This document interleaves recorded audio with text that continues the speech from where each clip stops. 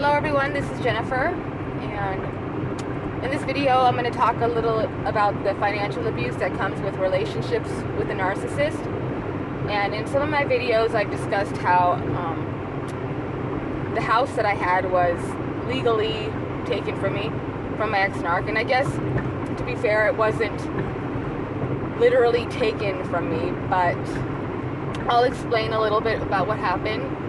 And this is an incredulous story, and it is actually what happened, and it's hard to discuss because it is so ridiculous. And I think a lot of victims of this type of abuse would understand, because it's hard to believe that you allowed it, pretty much. But basically with my story was that I had a condo that I paid for cash, and my narc, he moved in with me because the rent on his apartment was increasing $50 and he couldn't afford it. So I allowed him to move in with me. But anyway, I was experiencing a lot of the emotions, the negative emotions. Before I really figured out what was going on, I was miserable, and I knew that I had to leave the situation. This is before I knew like what a narcissist was, or narcissistic abuse. I didn't even really know that the problem was his. But I was extremely miserable, and I thought I was going insane. So I thought I need to move away. And I was going to move back to where my parents were. And we had worked something out, ironically, that my narc would buy the house from me. And initially he brought it up, and I said, this is long before I actually moved, but he didn't really know about loans or anything, so I kind of threw up a number. And the numbers that I'm talking about right now, I'm just throwing up in the air. So I just, in order to explain it to him, the situation, I told him, okay, so if a loan is $100,000, that you could put this much down, this is how much your payment would be, this is all a what-if scenario. And that was it. And when we decided to finally do something, and I got the house appraised and everything, in the condo, obviously the number was not what I stated. I guess the 100,000 as an example. And he told me, you said it was going to be that much. Why are you changing it now just because the appraisal came in higher?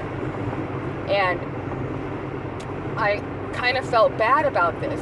I was like, well, that was just a what if scenario. I'm not going to actually give it to you for that price. But so we ended up signing all the documents and everything, but I did agree basically to keep his mortgage low. We had a deal that because he would buy it at a low price, and after the loan was complete, he would pull out the equity and give me the cash so that his mortgage payment would be low. It's ridiculous, and I understand this, and it's hard to accept this, but so that was, I guess, a deal that we made, because I didn't know he was a thieving scumbag. So basically he got the house for dirt cheap, and then after it was said and done, he told me that we never made that agreement.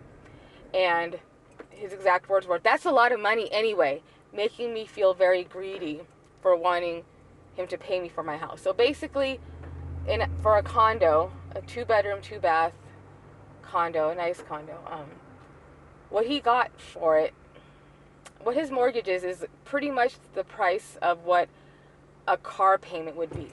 So this is his payment every month. And this is what happened. And he, nothing else. According to him, I wanted to give it to him. This is my idea.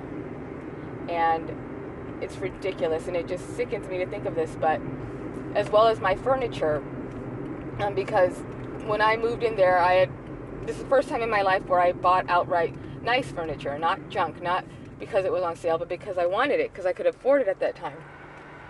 Now, months before I moved out, before we even seriously talked about him purchasing my place, one day I told him, I was like, I don't even want you around when I'm moving, okay, because I was upset with him.